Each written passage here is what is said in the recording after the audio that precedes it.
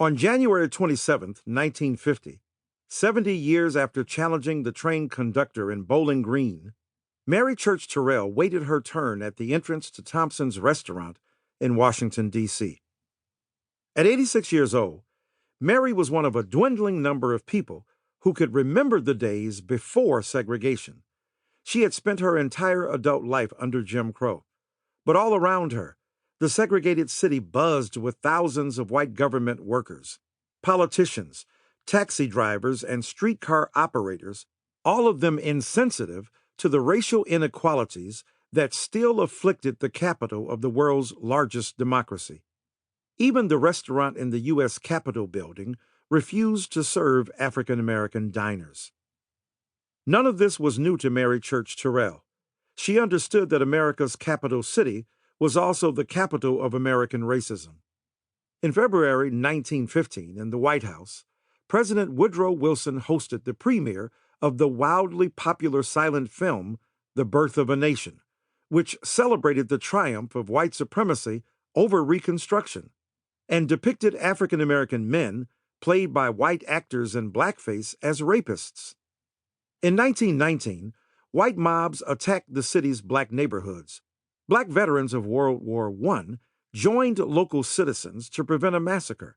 It took a daring First Lady named Eleanor Roosevelt to finally desegregate the White House in the mid-1930s, but she was in a distinct minority of white people.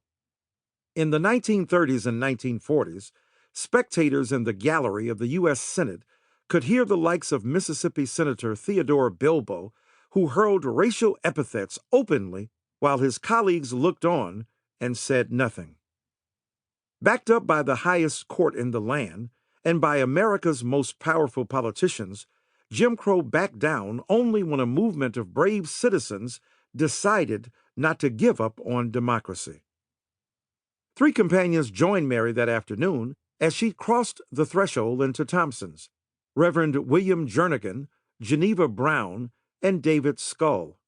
The small band made their way through the cafeteria line, picking out cake, salad, and other bites to eat. When they reached the cashier, a waitress standing nearby called over a man in a white uniform. He introduced himself to the group as the restaurant manager. Then he told Terrell and her friends they could not eat there. "Why not?" Jernigan demanded. "Because we don't serve colored people here," the manager replied. "Do you mean to tell me that you are not going to serve me?" Mary asked. Terrell's question was a carefully rehearsed ploy. She had remained an activist into old age, looking for every opportunity to undermine the power of Jim Crow. With the help of two lawyers, Mary and her friends had staged the episode in order to file a lawsuit, one that would strike at the heart of the city's segregated society. The real drama would play out not in Thompson's segregated dining room, but in a Washington, D.C. courtroom. Harking back to an earlier era, a time when Mary was still a young child, Mary's legal team revealed that Washington still had two laws in force that no one seemed to remember. Passed in the 1860s and 1870s, the laws stated that all restaurants, theaters, bars, and hotels had to admit, quote, any respectable, well-behaved person without regard to race, color, or previous condition of servitude, end of quote. Defenders of segregation like to argue that keeping the races separate was only natural, a practice that reflected people's desire to live apart.